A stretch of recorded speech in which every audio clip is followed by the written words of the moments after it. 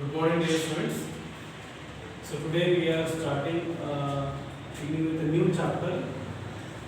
Chapter name is Mechanical Properties of Fluids. So as we have completed the chapter, the name of the chapter is Mechanical Properties of Solids. In the last previous chapter, we have discussed some of the mechanical properties of solids. Okay. Now in this chapter we are dealing with the fluids here. Okay, I'll tell you what is this fluid. Okay, what do you mean by fluid? So as all of you know that liquids and gases play a very important role in our everyday life. As we know that liquid, for example, we take water, which is very necessary to us. Okay, without water we cannot survive. Same, if we take an example of gas, that is air. Air is also a gas, which is called as we can also call it as an oxygen, which is very important to survive. So here, and also you people, you know that about 75%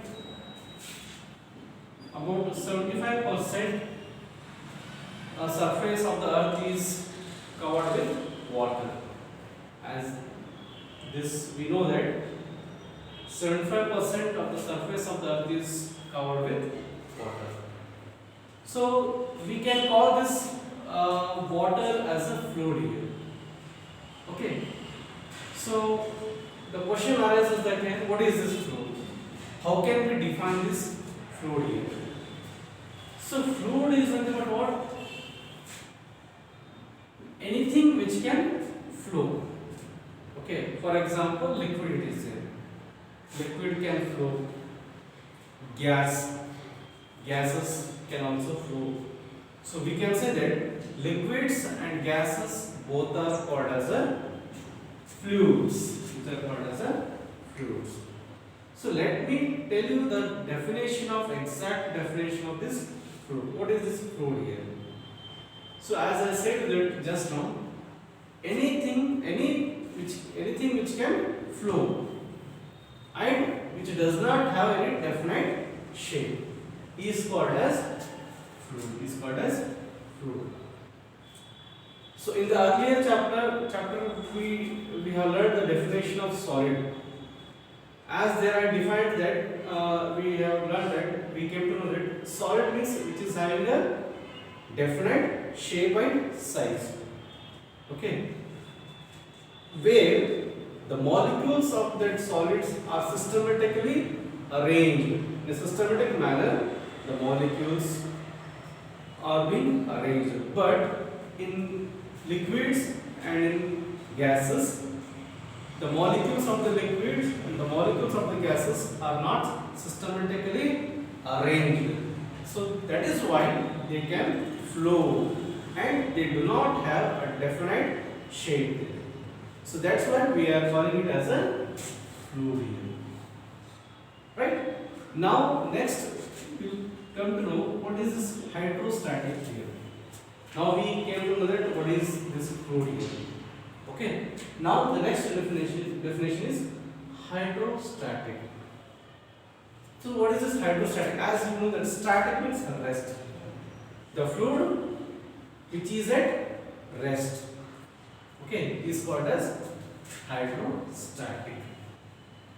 Now hydrodynamics. Dynamics means you can say motion. So fluid which are in motion. So or you can say the study of the fluids which are in motion is called as hydrodynamics. Or we can also define it is a branch where we are dealing with the study of fluids which are in motion. The study of fluids which are in motion is called as hydrodynamics. The study of fluids which are at rest is called as hydrostatic. Now you came to know the definition of all these three terms. Fluid means anything which can flow and which do not have any definite shape is called as fluid. Example, water, oxygen, any gas you can take, any liquid you can take which can flow is called as fluid. Hydrostatic is the study of fluid which is at rest is called as hydrostatic. Hydrodynamics is the study of fluids which are in motion is called as hydrodynamics. Now, there in the earlier chapter, we have studied that when any solid which comes under force, अगर कोई body पे अगर हम force apply करते हैं तो वहाँ पे हमने क्या देखा वहाँ पे the body is changing its shape and size.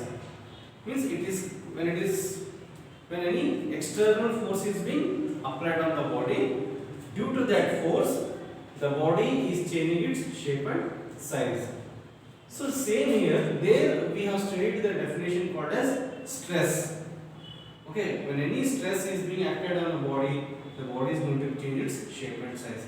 Now same thing here, fluid in. For example, if I take a water in a container, or for example, I am taking a cylinder here. A cylinder which is filled with gas and we are having a piston here. This is called as piston. Okay, piston, and it is a cylinder here. Cylinder which is filled with gas here. Inside there is a gas, any gas. Okay. So when this piston is compressed, okay, when the means I am applying a force on this piston. So now what happens? This force is going to act on the molecules of the gas. यहाँ पे gas के molecules present हैं. यहाँ पे gas के molecules present हैं. ये force क्या करेगा? लेकिन फोर्स मतलब क्या? हम यहाँ पे कुछ प्रेशर अप्लाई कर रहे हैं. Okay, so I tell you what is this pressure here. Okay, when I am applying some force over this piston and we are having a piston here which is having some area, a surface area. So this force is being equally distributed to all the gas molecules which are present in the cylinder. So due to this there will be some production of heat is going to be generated, right? Now similarly, if I remove this force, now these all gases are going to be expanded. So now what I am going to say you that here, I am going to define you the definition called as pressure. Okay. Now what is this pressure here? Let me tell you the definition of pressure. So I am writing this is denoted by P here. So a pressure is defined as a force which is acting perpendicular to the surface area of any body of an object. Okay, which is acting per unit area. It is force by area is called as pressure. Is called as pressure. Same thing which we have studied in the last previous chapter also. Stress is nothing but what? Force acting per unit area is called as stress. Same here. Pressure is nothing but what? That is force which is acting on a body. That is per unit area of this surface is called as, that is pressure. Okay. And here this pressure is a scalar quantity. It is a scalar quantity. Pressure is a scalar quantity. Why it is a scalar quantity? This is because whatever the force is being acting on this surface of this area, that force is equally distributed in all directions. It is not having any particular direction. So that's why the pressure is a scalar quantity. Okay, it is not having any particular direction. So that's why, because that force is being distributed in this direction, in this direction, in this direction, in this direction, in this direction. It is spreading in all direction. So that's why the pressure is a scalar quantity which is not having any particular direction. So as you know that scalar is a quantity which is having only magnitude. The force which is acting here, it is a magnitude here. The magnitude of the force which is acting surface of this body per unit area of this surface is called as a pressure here. So that's why pressure is a scalar quantity. Here force is a magnitude. Here force is a magnitude. So now next, in CGS system,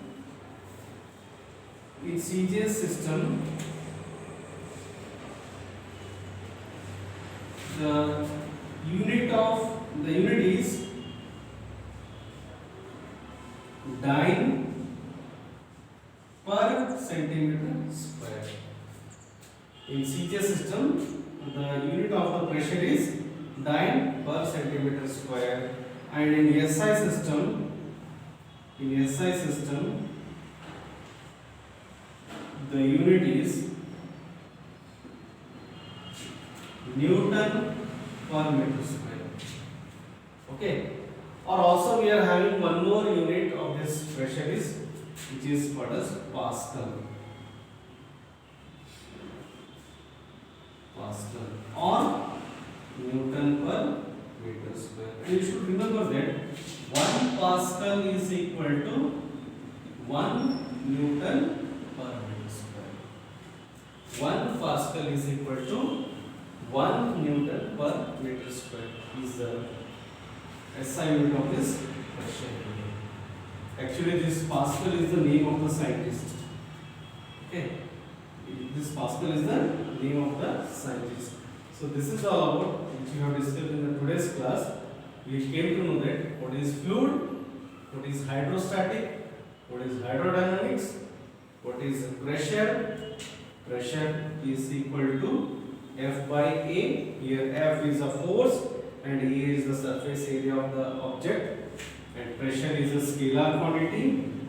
And in CGS system we are having the pressure unit is dyne per centimeter square, and in SI system the unit is Newton per meter square, or also both we can have with Pascal and Newton per meter square in SI system, and 1 Pascal is equal to 1 Newton per meter square. So today we will stop here, and in the next class we will continue with the next topic. Thank you, students.